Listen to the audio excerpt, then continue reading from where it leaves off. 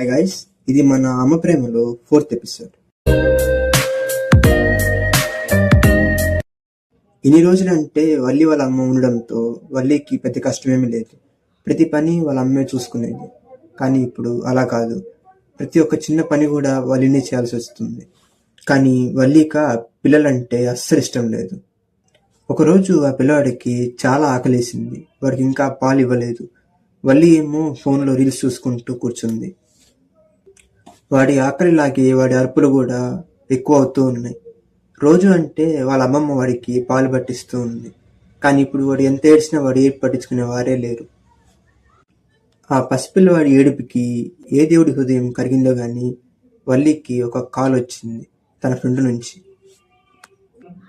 Valli friend స్వప్నకి Valli జరిగిందంతా చెప్పింది.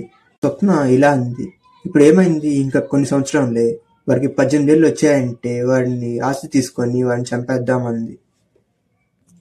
అందుకు వల్లి, అప్పుడు వాడు మేజర్, వాడికి ఏమైనా అయితే నన్ను తీసుకెళ్లి జైల్లో వేస్తారు అంది.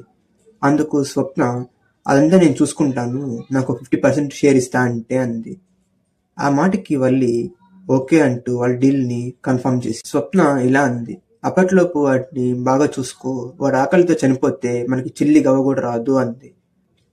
ఇంకా అంతే, వల్లి పరిగెత్తుకుంటూ వెళ్ళి వాడికి పాలు పట్టించింది. అండ్ వాడికి అఖిల్ అని నామకరణం కూడా చేసింది.